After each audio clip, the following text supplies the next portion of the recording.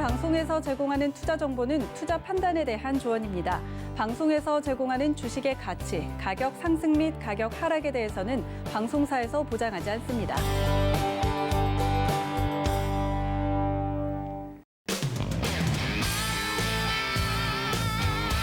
자, 안녕하세요 여러분들, 반갑습니다. 서울경제TV 실전투자 백티기 승부의 아토트레이더입니다. 자, 오늘 여러분들에게 실전투자에 앞서 여러분들이 이제 매매를 시작하기에 좋은 강의 하나를 해드리기 위해서 이렇게 5월 5일 어린이날을 통해 여러분들에게 방송을 나섰습니다. 자, 바로 강의 시작하도록 하겠습니다. 자, 먼저 일단 오늘은 여러분들에게 이제 해외 선물에 대해서 뭔가 트레이딩에 대한 뭐 기술적인 분석과 뭐 기본적인 분석에 대한 이해를 시작하기보다는 먼저 일단 기반을 좀 잡고 시작하는 게 가장 좋을 것 같아서 현재 시장에 대한 분위기와 함께 현재 해외 선물에 대한 증시에 대한 방향성 말씀드리도록 시작하겠습니다. 자, 2020년 3월 이후로 시장에 대한 체계가 많이 바뀌었습니다, 여러분들. 아래쪽 내용 보시게 되시면 자, 경제 기반에서 현재 유동 기반의 시장으로 바뀌게 됐는데요. 자, 이 내용 자체는 어떻게 보게 되면 문장만 봤었을 땐 상당히 좀 쉬운 내용으로 볼 수가 있지만 현재 해외 선물이라든지 아니면 주식시장과 같은 환경에서 본다면 좀 많이 다른 차원으로 바뀌었다라고 보시면 좋을 것 같습니다. 자, 여러분들도 알다시피 2020년 3월에 무슨 일이 있었죠? 자, 코로나 바이러스가 발생을 했습니다. 자, 이후로 시장에 대한 방향성이 많이 바뀌었는데 방향성보다는 이제 체계가 바뀌었다고 보는 게 맞겠네요. 자, 체계가 많이 바뀌었는데 원래는 이제 그 국가 간의 뭐 이제 기업이라든지 이런 실적에 대해서 주가가 움직였다면은 현재는 유동 기반으로 시장이 움직이고 있습니다. 자, 유동 기반은 다른 말로 해서 어떻게 보게 되면 이제 유동성이라 볼 수 있는 통화로 많이 좀 움직이게 되는데 간단하게 표현하게 되면 자, 코로나 바이러스 이후 미국의 시장 분위기가 많이 바뀌었죠. 자, 원래는 이제 연준에서 현재 시장에 대한 부양을 하기 위해 엄청나게 많은 돈을 쏟아부었습니다. 그로 인해서 현재 실물 경제에 대한 기반보다는 현재 연준이 어떤 부양을 하는가에 따라 주가의 방향성이 크게 결정되기 때문에 현 시점에서는 경제 기반보다는 유동성에 포커스를 맞춰주시는 게 제일 중요해요. 자, 다음으로 넘어가서 본다면은 자, 여러분들이 이 차트는 처음 보셨을 건데 자, 아까 말씀드렸던 것처럼 지금 경제 기반에서 현재 유동 기반으로 돌아선 시장인데 현재 미국에 어떻게 보게 되면 지금 통화를 찍어내는 양이 이 차트에 지금 나와 있는 겁니다. 2010년도부터 2018년도까지만 하더라도 미국이 그렇게까지 많은 통화를 찍어내진 않았어요. 그렇죠? 자, 그런데 여러분들도 알다시피 코로나 바이러스 이후부터 연준이 엄청나게 많은 통화를 찍어냅니다. 그만큼적으로 미국의 통화에 대한 양이 상당히 많아진 건데 이 양이 다 어디로 갔는가 제일 중요합니다. 자, 주식시장이라고 볼 수 있는 유통시장과 그리고 채권시장에 대부분 이 돈이 사용이 됐어요. 그러다 보니까 시장 자체에 대한 분위기를 본다면은 지금 현 시장에서는 유동성이 상당히 풍부하다는 것을 알 수가 있죠. 자, 그리고 중앙은행이 매달 지금 1,200억씩 채권 매입과 함께 MBS 매입을 1,200억 불 정도 계속적으로 매입을 하고 있는 상황이고 이제 그에 따른 이제 시장에 대한 뭐 유동성 자체가 상당히 풍부해졌다라고 보시면 좋을 것 같아요. 그렇기 때문에 이제 개인 투자자라든지 기관 투자가 이 시장에 참여를 엄청나게 많이 하게 됩니다. 왜냐하면은 중앙은행이라는 곳에서 주식시장, 보게 되면 유통시장에다가 어마어마한 양의 통화를 뿌리기 때문에 주식시장에 대한 밸류 자체가 상당히 높아졌어요. 이걸 기회로 개인 투자자와 기관 투자자가 많은 투자를 하고 있다라고 보시면 될 것 같습니다. 또한 우리나라 통계로 보게 되면 이제 거의 10명 중 4명이 주식에 입문하는 과정도 볼 수가 있고 그리고 20대와 30대는 현재 10명 중 9명 정도가량이 주식과 여러 가지 투자 상품에 대해서 거래를 하고 있습니다. 아무튼 현재 투자에 대한 관심이 높아졌고 그 열기 또한 높아졌기 때문에 현재 2021년도 같은 경우에는 사실 투자풍이라고 볼 수 있는 강한 시장의 유동을 반영을 하고 있습니다. 자, 그래서 이제 이때 2020년도 3월부터 이제 중앙은행에 이제 연준이라고 불리는 중앙은행에서 이제 유통시장에 상당한 양의 통화를 뿌리다 보니까 현재 나스닥 같은 경우, 미국의 나스닥 같은 경우에는 14,000선까지 도달을 했습니다. 예전 코로나 바이러스 이전 시대를 보게 된다면은 이때 당시는 이제 나스닥이 10,000포인트가 안 되던 시절이었었는데 이때 통화에 대한 유동이 많아짐에 따라 단숨에 14,000포인트까지 올라온 것이 확인이 됩니다. 자, 우리나라 시장도 다를 게 없죠. 우리나라 시장도 코로나 이후 주가가 엄청난 침체기를 맞은 다음 그 후 미국 증시에 대한 강한 상승과 주요 신흥국들 간의 강한 이제 주식 상승에 대해서 우리나라도 코스피 3,000선을 돌파하면서 이제 바야흐로 3,000 코스피 시대를 맞았습니다. 뭐 차트로 보나 아니면은 뭐 뉴스의 객관적인 내용의 통계를 보나 현재 상당히 많은 사람들이 주식과 그에 따른 상품들을 거래하고 있는 것을 많이 볼 수가 있습니다. 자, 근데 여기서 이제 우리는 하나의 의문점을 가져야 된다고 생각을 합니다. 자, 시장에 유동성이 많다는 것, 시장에 많은 재정이 쏟아 부어지고 있다는 것은 우리 계좌의 수익으로 전환이 될 수 있는가라는 겁니다. 자, 여러분들 하나만 말씀드려보도록 할게요. 자, 2020년도 3월부터 자, 2020년도 21년도 4월 현재에 이르러서까지 자, 주가에 대한 밸류 자체가 엄청나게 상승을 했습니다. 그렇죠?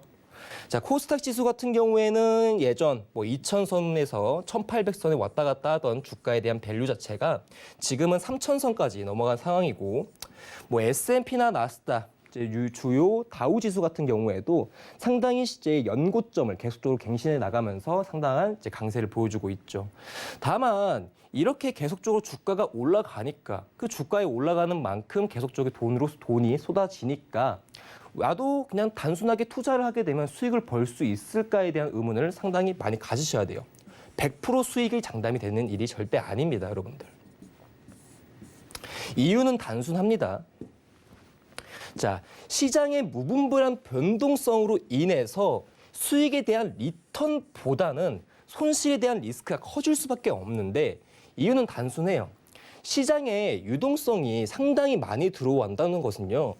주가에 대한 상방과 하방이 위아래로 변동폭이 크다고 보시면 좋을 것 같습니다. 즉 무슨 소리냐면은 예전에는 주가가 데이 밸류 기준으로 한 5 정도밖에 움직이지 않았다면 현재 시점에서는 대략 20 정도로 움직인다고 보시면 좋을 것 같아요.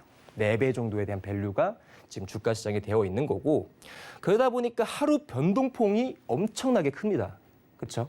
주식시장에서 보더라도 개별 주식만 보더라도 하루에 상한가 가는 종목도 많고 하한가 가는 종목도 상당히 많은데 자, 이렇기 때문에 여러분들이 단순하게 그냥 돈을 가지고 단순 투자법을 사용해가지고 매매하기에는 상당히 리스크가 큰, 즉 위험이 도사리고 있는 시장이라고 볼 수가 있는 거겠죠. 즉 유동성이 아무리 좋고 계속적으로 주가가 올라가는 상황일지라도 이 올라가는 상황에서 변동폭이 너무 높다 보니까 리터에 대한 이익보다 리스크에 대한 손실도 엄청나게 많다는 것을 여러분들이 아셔야 됩니다. 자, 여러분들 일단은 뭐 주식 투자뿐만 아니라 해외 선물에서도 이 변동성이 커졌다는 것을 알 수가 있는데 자, 예전 2020년도 3월 기준과 그 후 4월 기준부터 딱 한 달간 해외 선물에 대한 위탁 증거금이 엄청나게 변동성을 보였습니다. 무슨 소리냐면은 원래 이제 뭐 해외 선물 하시는 분들은 아시겠지만 이제 주요 메이저 종목들이 몇 가지가 있죠. 여기서 보게 된다면은 이제 크루드 오일 그리고 나스닥 뭐 S&P도 포함이 되겠고요. 그리고 여러분들이 좋아하는 이제 골드 종목도 포함이 될 텐데 자, 이전 2020년도 2월과 3월 달까지만 하더라도요. 자, 크루드 오일에 대한 한 계약 그 증거금이 350만 원 정도였었는데 지금은 560만 원 정도로 불어났고 자, 나스닥 같은 경우에는 750만 원, 한 계약 기준 750만 원 하던 가격이 현재는 2배로 불어난 게 보이시죠? 한 계약당 1,500만 원인 걸 보실 수가 있습니다. 자, 그리고 메이저 종목 중 하나인 골드도 550만 원에서 835만 원으로 증가하겠다에 따라 자, 여러분들 기본적으로 해외 선물에서 어떤 종목당 어떤 종목이 증거금이 늘어난다는 것은 그만큼 시장에 대한 리스크가 크기 때문에 증가를 하게 되는 거거든요. 예전에는 뭐 이제 변동폭이 이 정도밖에 되지 않았기 때문에 내가 가지고 있는 자본으로 어느 정도 유지가 됐다면은 지금은 변동폭이 크기 때문에 이 증거금을 늘려놓은 거예요. 리스크 부담금이라고 볼 수가 있는 건데요. 그렇죠? 자, 그리고 와서 이번 연도에 들어서 또 한 번 가격에 대한 변화가 또 이루어졌습니다. 나스닥은 원래 1,500만 원이었죠, 여러분들. 자, 지금은 위탁 증거금이라 볼 수 있는 금액이 1,760만 원. 그리고 골드의 경우에는 1,000만 원까지 올라와 있어요. 1,100만 원으로 나와 있고. 자, 그리고 오일 같은 경우에는 큰 변동은 보여주지 않았지만 60만 원 정도 가량이 더 증가를 하게 된 모습이 나오게 됩니다. 자, 그만큼적으로 리스크에 대한 부담을 짊어질 수 있는 증거금에 대한 밸류 자체가 높아졌다. 즉 시장에 대한 리스크가 상당히 높아졌다라고 볼 수가 있는 거겠죠. 자, 그렇기 때문에 해외 선물 시장에서도 이러한 변동성 때문에 이러한 유동성이 너무 막대한 시장에서에 대한 리스크 때문에 상향 조절이 이루어진 것을 확인할 수가 있습니다. 뭐 사실 여러분들이 매매했을 때 뭐 예전까지만 하더라도 나스닥이 한 계약당 대략 700만 원에서 600만 원 왔다 갔다 했었어요. 그리고 이때 당시에 이제 2020년도부터, 죄송합니다. 19년도부터 20년도 딱 1년 사이 동안 나스닥에 대한 밸류, 데이 밸류라고 하죠. 하루의 변동폭이 100포인트 이상 넘어가는 날이 많이 없었습니다. 이제 미증시라고 볼 수 있는 미장 개장이 이루어져야 100포인트 정도 가량 움직여줬는데 현재는 이제 오늘 시장도 마찬가지고 다음날 시장도 마찬가지겠지만은 하루 변동폭이 지금 200포인트부터 대략 300포인트 가량에 대한 변동성도 보여줍니다. 자, 무슨 소리냐? 자, 원래는 한 계약 가지고 700만 원 정도 했던 계약수를 하루 100포인트 이상 버틸 수가 있었었는데, 그러니까 어떻게 보게 되면 변동성이 적기 때문에 증거금이 낮았다라고 볼 수가 있는데, 지금은 변동폭 자체가 말도 안 되게 넓어졌기 때문에 그만큼적으로 시카고은행이라든지 뉴욕의 상업거래소에서 증거금을 올려놓은 거예요. 그게 현재 그 위탁 증거금으로 확실하게 보여지는 거고요. 자, 그 중에서 뭐 당연히 이제 미증시에서 볼 수 있는 뭐 나스닥이라든지 아니면은 다우 그리고 우리가 알고 있는 S&P 뭐 이제 볼 수 있는 뭐 뉴욕의 3대 지수 자체에서 개별 종목에 대한 변동성도 상당히 높아졌지만은 지수 종합 지수로만 봐더라도 엄청나게 높아졌거든요. 근데 그거를 이제 상품화한 게 해외 선물이란 말입니다. 그렇기 때문에 개별 지수가 개별 종목이 아닌 이 파생 상품이 여러분도 아시겠지만 상당히 원래 리스크가 있던 상품이었는데 그 리스크가 더 커졌다고 보시면 좋을 것 같아요. 그러다 보니까 이 막대한 리스크에 대해서 사실 모든 투자를 시작하는 여러분들이 단순하게 한 가지만 생각을 하고 오시죠. 내가 가지고 있는 돈으로 어느 정도 안정적으로 굴리고 싶고 어떻게 보게 되면 이제 그 계좌 관리를 하고 싶어 하는 거고 그리고 이 계좌 관리를 함에 따라 내 자본, 내 어떻게 보게 되면은 순수 이득을 더 넓히고 싶어 하는 게 사람 마음입니다. 다만 현재 시장에 대한 변동성을 따졌을 때 당연히 뭐 예전보다는 이익에 대한 실현 자체가 클 수는 있지만 이 반비례적으로 생각했었을 때는 손실에 대한 폭도 엄청나게 넓어졌다라고 보시면 되게 좋을 것 같아요. 예전에는 손실률이 만약에 예를 들어서 하루에 50만 원 정도 손실을 예상했다면은 지금은 평균적으로 봤었을 때 2배에서 1.5배 가량 정도가 더 늘어난 거죠. 75만 원. 자, 그래서 현재는 이제 아까도 말씀드렸다시피 주식 같은 경우에는 어느 정도 그래도 해외 선물보단 그나마 이제 리스크가 감면하겠지만 해외 선물을 시작하시는 분들이라면 이 정도의 리스크가 있다는 것은 무조건 알아두셔야 됩니다. 자, 그리고 이제 가장 중요한 얘기를 좀 하고 싶은데요. 자, 여러분들 투자라는 이제 어떻게 보게 되면 이제 일이라고 볼 수가 있겠죠. 투자라는 일이란 지속적이기가 상당히 어렵습니다. 이유는 단순해요. 왜? 자, 기본적으로 내 자본이라는 것에서 어떻게든 스노우볼링을 하는 거거든요. 내 자본을 키워가는 과정을 투자라고 하는 겁니다. 그거를 뭐 주식이든 아까 말씀드렸던 여러 가지 상품을 통해서 내 자본을 키워가는 과정이 투자라고 저는 보는데, 사실 이 자본이 없다면은 시작을 할 수가 없는 거예요. 그렇죠? 그러다 보니까 투자라는 직업 자체, 투자라는 일이라는 것 자체가 항상 지속적이기 어려운 이유는 자본이 줄어들게 되거나 큰 손실을 봤었을 때 계속 진행하기가 많이 어려운 상황입니다. 그렇죠? 그래서 저는 투자를 봤었을 때 뭐 이런 생각도 가끔씩 가집니다. 자, 어떤 분들은 뭐 1시간 정도 투자를 해가지고 내가 가진 돈의 한 50%가량 불렸다면, 자, 100시간을 매매하신 분들이 있는데 내가 가진 돈의 80%를 잃는 경우도 있어요. 자, 이 투자라는 직업이 내가 노력하는 것만큼 수익을 크게 올릴 수 없을 뿐더러 다른 사람에 대한 차이를 두고 봤었을 때는 그 개개인마다 편차가 상당히 큰 직업이라 볼 수가 있는 건데, 특히나 저는 첫 번째 과정, 자본 내에서 움직이는 것과 두 번째는 항상 노력한 만큼 기대 수익은 따라오기가 많이 어렵다는 걸 여러분들에게 말씀을 드리고 싶은 겁니다.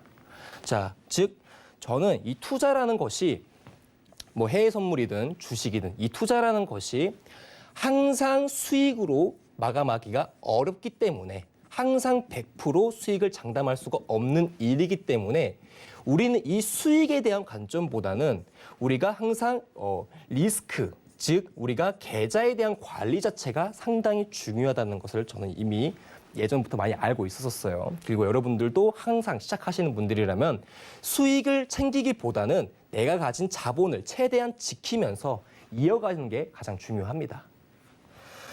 그러다 보니까 이 또 매매를 하면서 많이 느낀 감정 중에 하나가 바로 이제 고립이라는 감정을 많이 느끼실 텐데, 이제 영어로는 아이솔레이션이죠. 자, 이게 무슨 소리냐면은 여러분들이 아까도 말씀드렸지만 투자를 할 때 매번 100% 수익을 장담할 수가 없습니다. 어떤 날은 손실을 볼 때도 있고, 뭐 한 주간 수익이 날 때도 있지만은 또 한 달로 평균으로 봤었을 때는 또 손실이 나는 경우도 있거든요. 그렇죠? 그리고 나서 이제 뭐 주식 같은 경우에는 이제 뭐 장기 관점 스윙 관점도 볼 수가 있고, 뭐 중장기 관점도 볼 수가 있지만은 이 해외 선물 같은 경우에는 가장 많이 하시는 게 데이 관점으로 봐요. 데이 관점. 즉 무슨 소리냐? 이제 일일 평균 매매를 봅니다. 그렇죠? 자, 그리고 이제 해외 선물의 최대 장점이라고 볼 수가 있는 게, 주식은 뭐 개별적으로 종목이 매번 거래량이 들어오는 게 아니라 가끔 이제 어떠한 이슈로 인해서 어떠한 주식 종목이 거래량이 팍 튈 때가 있어요. 그때 그 종목에 대한 이제 매매를 시작하게 하는데, 선물 같은 경우에는 주요 메이저 종목들이라는 게 존재를 합니다. 뭐 예를 들면은 나스닥이 있고, 아까 말씀드렸던 오일, 이 골드라는 게 있는데, 자, 이 종목들이 대표적으로 해외 선물에서 가장 많이 한 종목 중에 하나예요. 그러다 보니까 종목들이 하는 게 정해져 있어서 매일매일 항상 높은 거래량을 동반을 합니다. 그러다 보니까 이 주식에서는 이 데이, 단타 시점을 많이 좀 보기는 어렵겠지만, 이 선물 매매에서는 단타, 그러니까 어떻게 보게 되면은 단기 트레이딩 자체가 상당히 우월한 종목 중에 하나라고 보시면 될 것 같아요.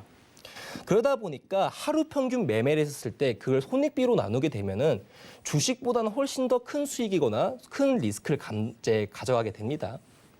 근데 아까도 말씀드렸지만은 수익일 때는 괜찮지만 항상 100% 수익이 난다고 말씀을 드리기가 어렵다고 했었죠. 네, 손실에 대한 경우에서 항상 우리는 이 고립이라는 걸 가지게 돼요. 뭐 예를 들면은 자, 손실이 지금 상당히 큰 실정이고 내가 가진 자본의 20% 정도 손실을 봤었을 때 사람은 사실상 이때부터 초조해지기 시작합니다. 그렇죠? 초조해집니다. 왜냐하면 일단 내가 가진 자본에서 손실을 본 거고, 그리고 지금 어떻게 수익에 대한 관점이 아니라 손실을 지금 입고 있는 상황이기 때문에 이걸 복구하고 싶어하는 이제 그 심리와 이제 이 상황을 어떻게 하면 대처할 수 있을까라는 생각 때문에 사람이 항상 고립이 돼요. 그리고 이 투자라는 게 개인이 하는 거란 말이죠. 뭔가 이제 뭐 어떻게 보게 되면 뭔가 단체의 개념이 아닌 개인으로 하는 개념이기 때문에 뭐 2명에서 3명 이상이 하는 게 아니라 아까 말씀드렸던 1명이 매매에 실전적으로 투자하는 거기 때문에 항상 뭔가 누군가와 커뮤니케이션을 할 수가 없고 이 상황에 대해서 누군가와 이제 의논을 할 수가 없기 때문에 항상 고립이 될 수밖에 없어요. 특히나 수익일 때는 아니지만 손실일 때는 이 고립적인 감정을 많이 느끼게 됩니다. 자, 이때 이 고립이라는 감정이 가장 강해지면요. 사람이 차분해지기보다는 상당히 초조해지고 이 초조한 것이 바로 뇌동매매를 시작하게 됩니다. 뇌동매매를 하게끔 만들어지게 돼요. 뇌동매매라는 것을 좀 한 단어로 표현을 하자면은 머리로 매매하는 게 아니라 어떻게 보게 되면 가슴으로 매매를 한다. 즉 무슨 소리냐? 확실한 이제 투처럼 분석이 들어간 게 아니라 내가 생각하는 감정이 들어가서 매매를 하게 되는 겁니다.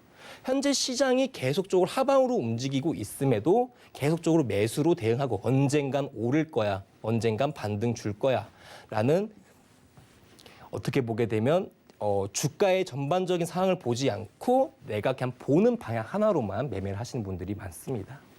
그렇기 때문에 이 고립이라는 감정 자체를요. 항상 내동매매를 마지막에 불러일으키기 때문에 큰 손실을 볼 수밖에 없는 구조가 돼요. 여러분들. 그래서 항상 매매할 때마다 하루 한두 번 정도는 이 고립이라는 감정을 몇 번씩 느낄 수 있습니다. 어떻게 해야 되지? 현재. 그리고 그 과정에서 나쁜 이제 그 흐름으로 가게 되면 아까 말씀드렸던 내동매매에 들어가게 되는 거죠. 그렇기 때문에 해외 선물 시장에서 최대한 내 자본을 지키고 이 자본을 굴리기 위한 살아남기 위한 방법 중에서는 이 고립이라는 감정 자체를 잘 컨트롤할 줄 알아야 됩니다.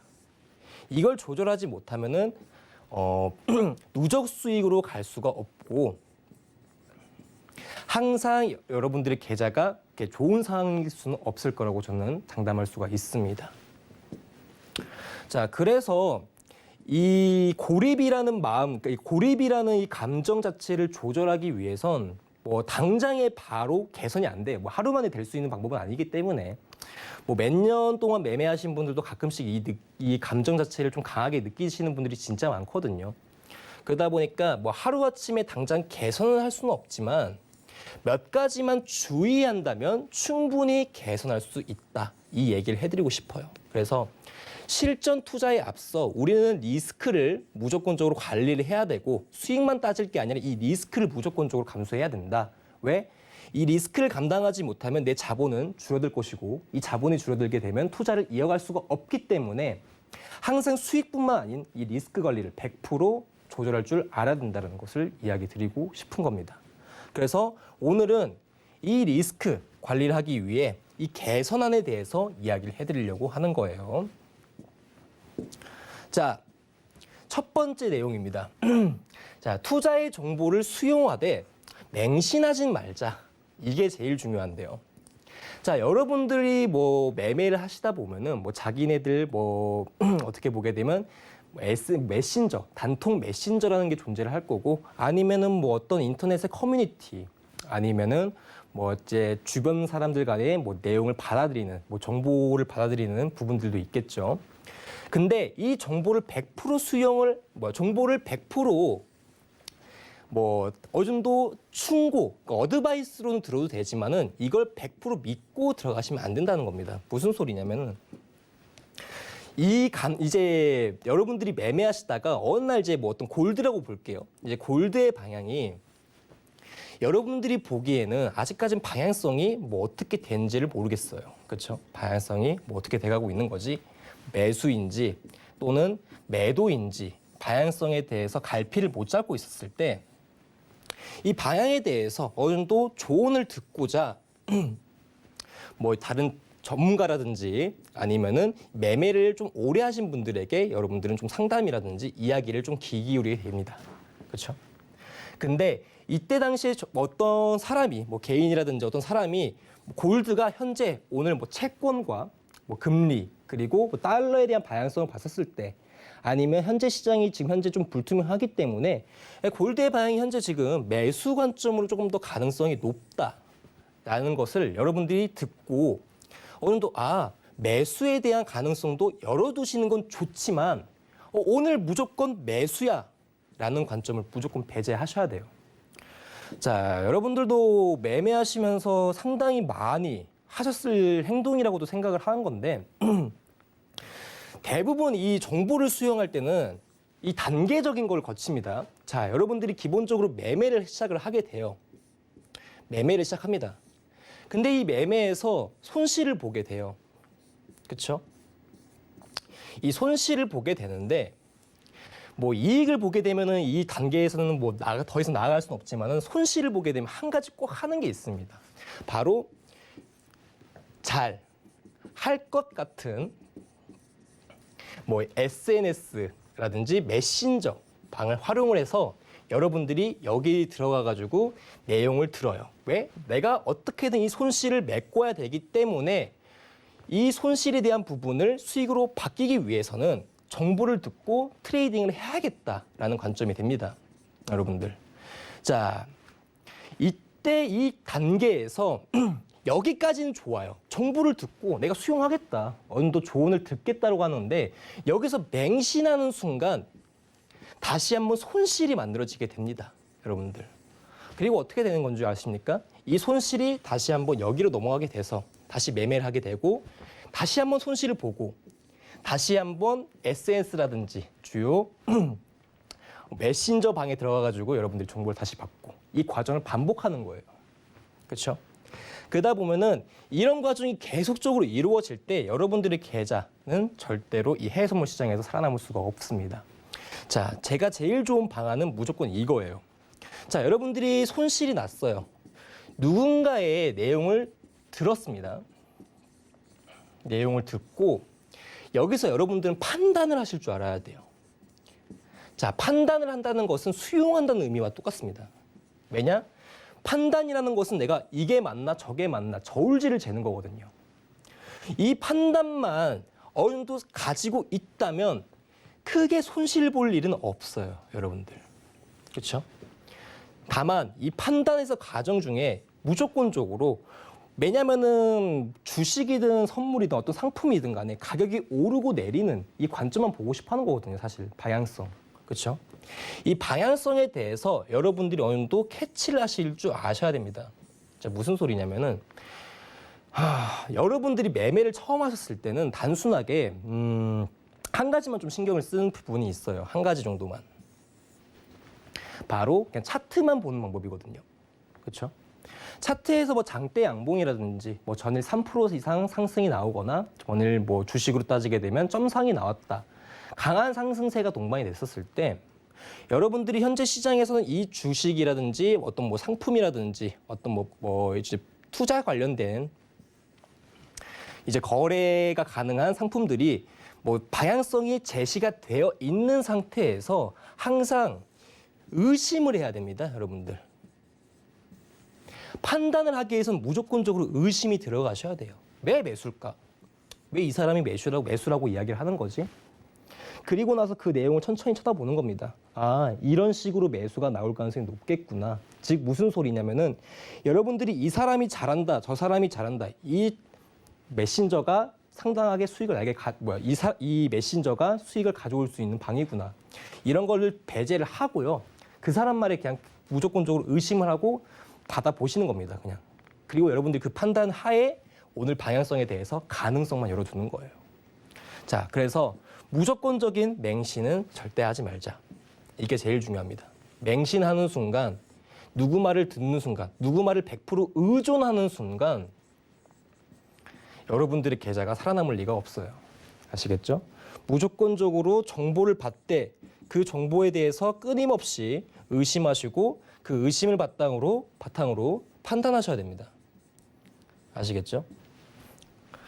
자, 다음으로 넘어가도록 하겠습니다. 그리고 이 불편한 진실을 좀 받아들여야 됩니다, 여러분들. 이게 여러분들이 처음 딱 보자마자 뭐 해외 선물의 주요 장점들이에요. 그렇죠?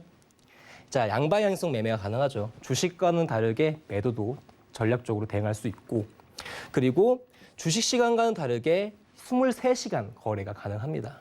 그리고 지렛대에 올리는 조금 이따가 이야기를 드려보도록 할게요. 자, 하나하나씩 성질을 보겠습니다.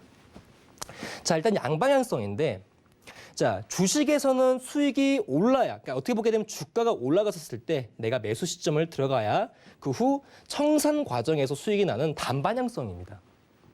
근데 해외 선물 같은 경우에는 아래든 위든 아래든 위든 뭔가 방향성에 대해서 진입을 할 수가 있어요.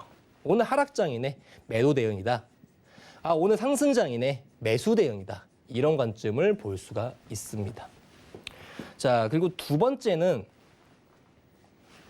자, 23시간 거래가 가능하다는 점인데, 자, 해외 선물 같은 경우에는 주식 시장과는 다르게 이 시간에 대한 뭔가 제재를 많이 받진 않습니다, 여러분들.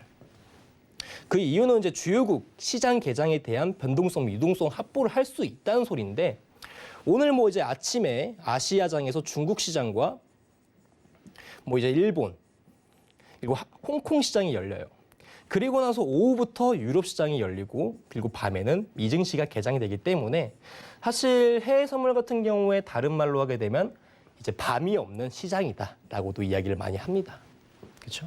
그러다 보니까 뭐 낮에 시간이 안 되시는 분들은 밤에 매매를 하고, 밤에 시간이 안 되시는 분들은 낮에 매매를 하는, 이제 뭔가 시간의 제약을 받지 않는 좀 이제 장점 중에 하나라고 볼 수가 있는 거겠죠. 자, 그다음 보도록 할게요. 세 번째는 이제 레버리지 효과인데, 자, 선물 거래는 증거금 제도로 인해서 현물 거래에 비하면 투자 금액이 상대적으로 작다. 그렇기 때문에 투자 금액 대비 손익의 폭이 크다라고 볼 수가 있습니다. 그러니까 무슨 소리냐? 내가 이만큼의 자본으로 이만큼의 수익으로 올릴 수도 있는 거예요. 뭔 말인지 아시겠죠? 즉, 투자 대비 투자 금액 대비 상대적으로 조금 더 우월한 게 바로 해외 선물이죠. 그래서 이 레버리지 효과가 양방향성 그리고 23시간 매매에 포함되어 있는 가장 큰 장점 중에 하나라고 보시면 좋을 것 같아요. 적은 돈으로 큰 수익을 만들어낼 수 있는 상품이기 때문에. 그렇죠? 자, 그런데 하나하나씩 따져서 보도록 할게요, 여러분들. 자, 양방향성 매매라는 것은 말은 좋습니다. 위든 아래든 오늘 주가가 가는 방향대로 내가 매매를 할 수 있기 때문에 뭐 상승일 때 또는 하락일 때 이런 식으로 위와 아래에서 전략적으로 대응을 할 수 있으니까 좋은 거예요. 다만 안 좋은 거는 해외 선물을 처음 하시는 분들이라든지 매매를 하다가 뇌동 매매에 들어가셨을 때 상당히 조금 불편한 지실이에요. 왜? 방향성 하나만을 고려할 때가 너무 많습니다. 왜냐하면 양방향성 매매는요, 유연한 사고를 가져야 돼요. 여러분들. 무슨 소리냐면은 오늘 시장에서 내가 매수, 즉 상방에 대해서 대응 관점을 봤는데 증시가 무너져 내려가지고 오늘 하락장으로 이탈을 했네. 그럼 여기서 여러분들이 그럼 오늘 매수보다는 매도 대응으로 대응을 해야 되는구나 라고 하지만 사실 실질적으로 투자에 들어가서 보게 되면요, 오늘은 매수야, 오늘은 무조건 매수야 라는 자기 관점을 확실하게 가져가 버립니다, 여러분들. 즉, 매매를 했었을 때 유연한 사고를 가진 사람들은 이 해외 선물 시장에서 어느 정도 이제 리스크와 이제 리턴 관리를 조금 더 수월한 반면에 확고한 신념이라고 볼 수가 있긴, 확고한 신념이라고 보겠습니다. 확고한 신념을 가지게 돼버리면 이 양방향성 매매에서는 사실 큰 손실을 볼 수밖에 없어요. 자, 무슨 소리냐? 유연한 사고가 들어가 있지 않는다면 해외 선물에서 양방향 매매는 오히려 독이 될 수가 있다라고 볼 수가 있는 거죠, 여러분들. 자, 그리고 두 번째, 자, 23시간 거래인데, 자, 말은 좋아요, 여러분들. 이것도. 자, 아침에 바쁜 사람이 밤에 거래를 할 수 있게끔 도와주는, 어떻게 보게 되면 사실 가장 큰 장점이라고 저는 생각을 하거든요. 주식시장 같은 경우에는 아침 9시부터 3시 반까지 이루어지게 돼서 하루에 6시간 30분 정도 가량 매매를 할 수밖에 없고, 아침에 일이 있는 사람들 같은 경우에는 적극적으로 대응을 하기가 어렵다 보니까 이 해외 선물 같은 경우에는 밤에도 내가 대응을 할 수가 있고, 그렇죠?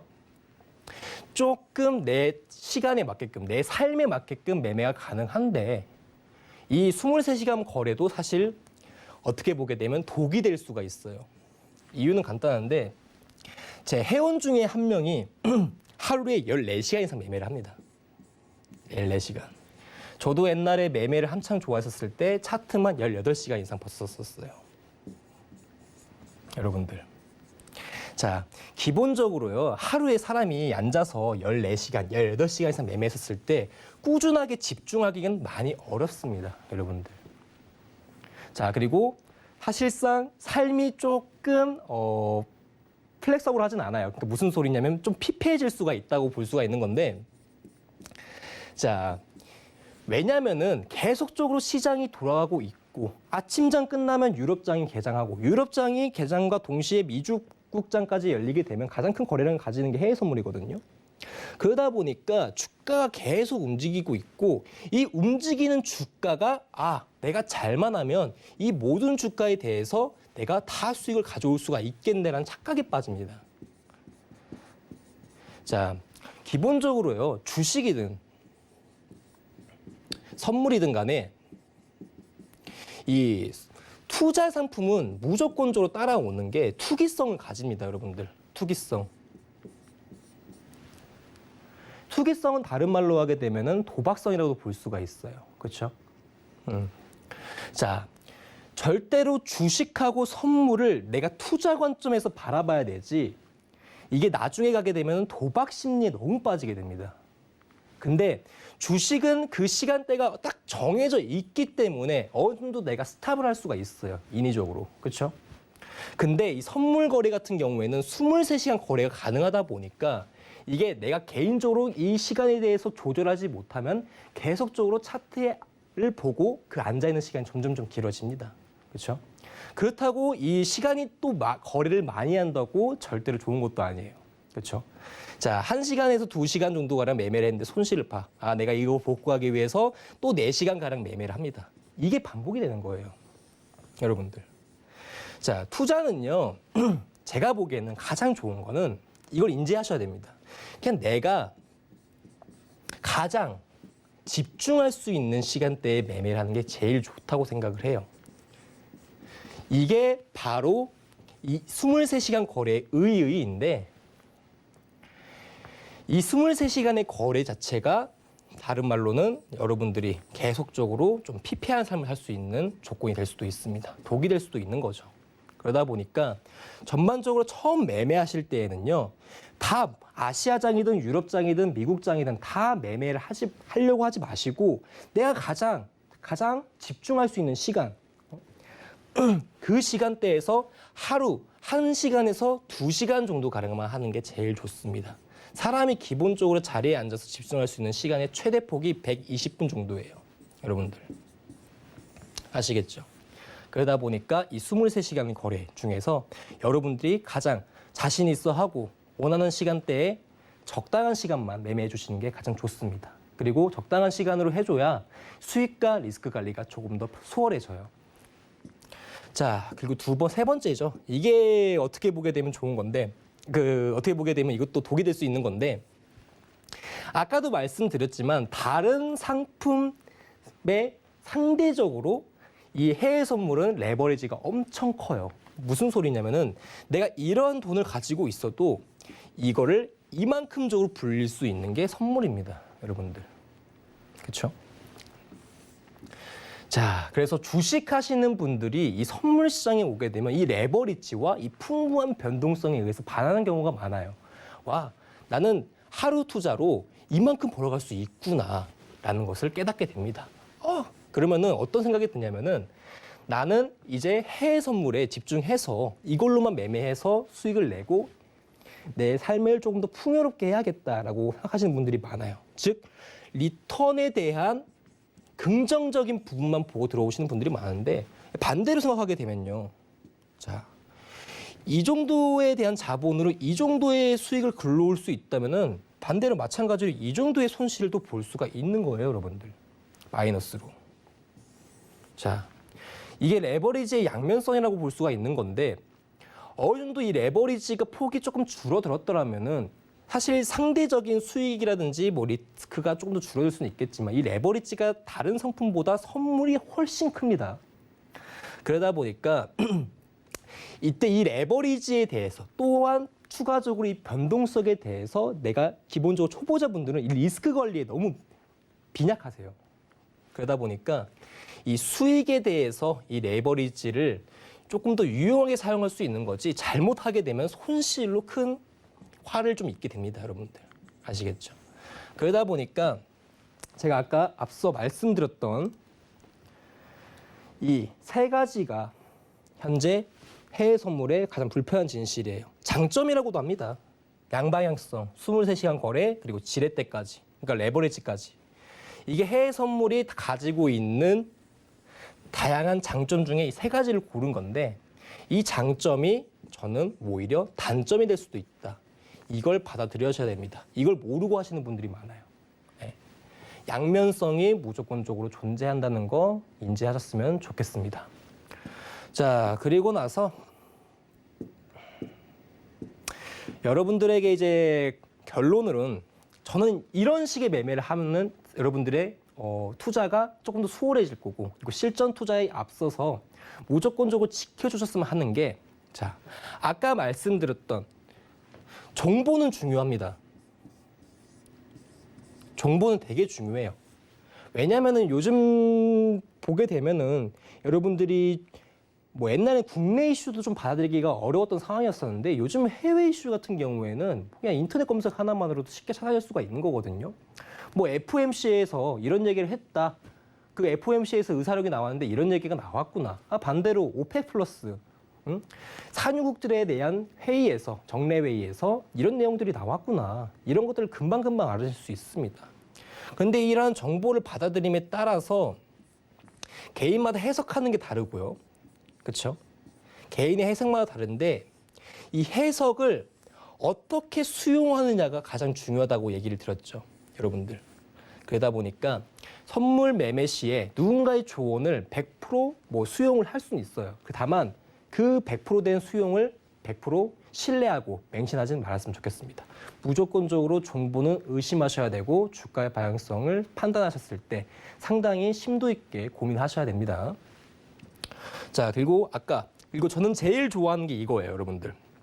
자, 매매법에 대해서 얘기를 좀 할 건데 첫 번째는 아까 말씀드렸던 여러분들이 기본적으로 시간은 무조건적으로 체크를 하실 줄 아셔야 됩니다. 무슨 소리냐? 내가 오전에 조금 더 시간이 유연한가? 그러니까 유연하다고 보기보다는 조금 더 많이 남는가? 여유로운가? 아니면 반대로 밤에 시간이 조금 더 여유로운가를 무조건 알아두셔야 돼요. 여러분들. 자, 항생하고 나스닥이라는 종목이 이 해외 선물에서 가장 꽃으로 볼 수 있는 지수 종목 중에 하나입니다. 가장 그 시간대마다 풍부한 거래량을 가지고 있는데 자, 항생과 나스닥 모두 수익을 걷고 싶기 때문에 매일매일 뭐 시간대마다 거래를 하고 싶어 하는 거예요. 변동성이 풍부하니까. 이게 내 거가 될 수 있으니까. 근데 처음 하시는 분들은 자기의 시간을 고려해서 오전에 조금 더 여유로운지, 반대로 밤에 조금 더 여유로운지를 무조건 알아두셔야 됩니다. 아시겠죠?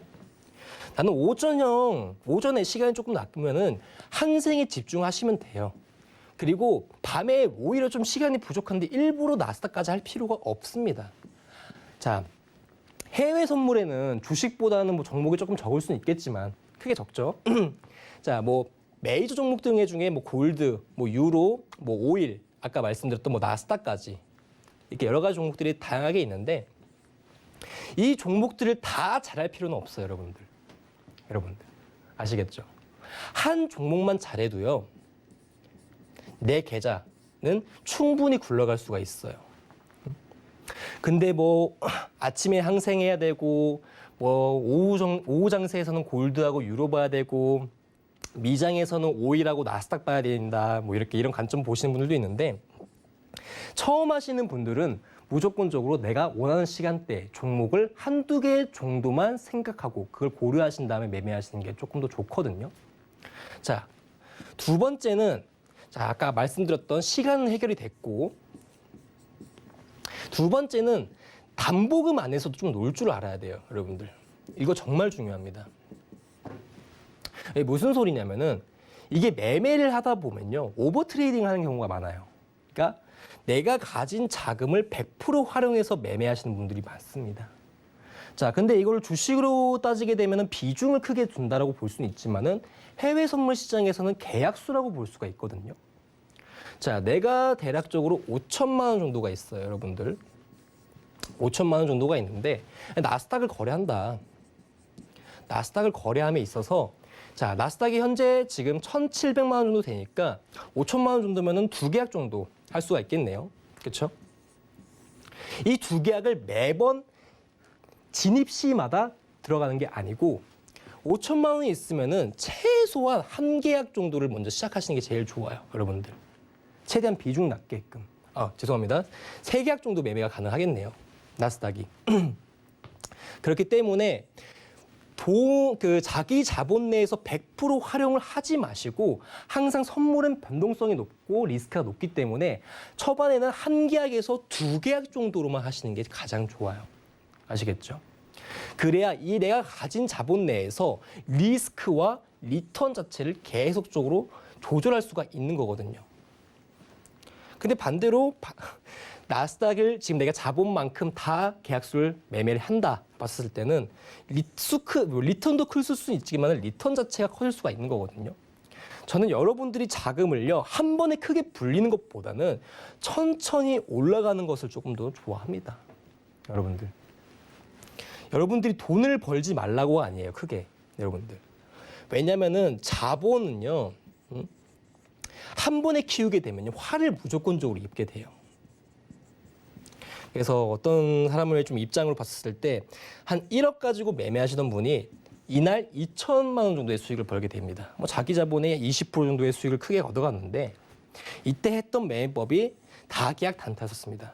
1억 정도였으면은 이제 그때 당시에는 나스닥이 한 10계약 정도 거래가 됐었거든요. 15계약 정도 해서 나스닥을 14계약씩 한 번에 들어가는 거예요. 그걸 몇 번 진입하다 보다 보니까 금방 2천만 원 벌었습니다, 여러분들.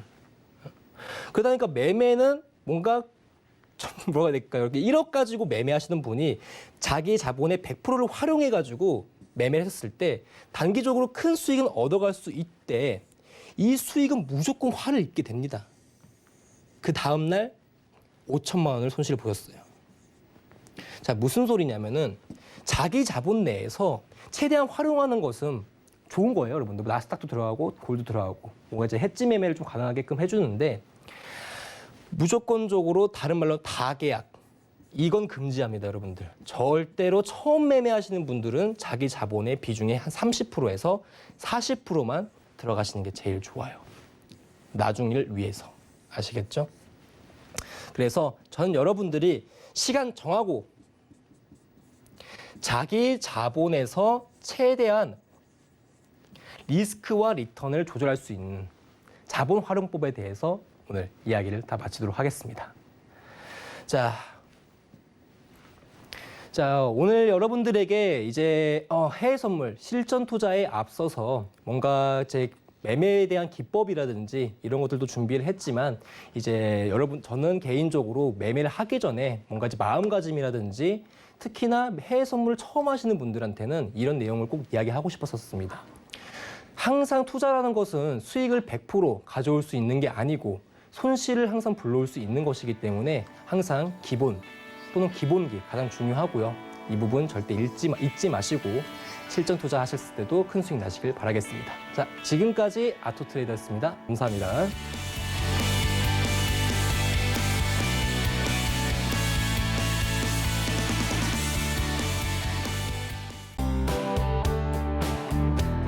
본 방송에서 제공하는 투자 정보는 투자 판단에 대한 조언입니다. 방송에서 제공하는 주식의 가치, 가격 상승 및 가격 하락에 대해서는 방송사에서 보장하지 않습니다.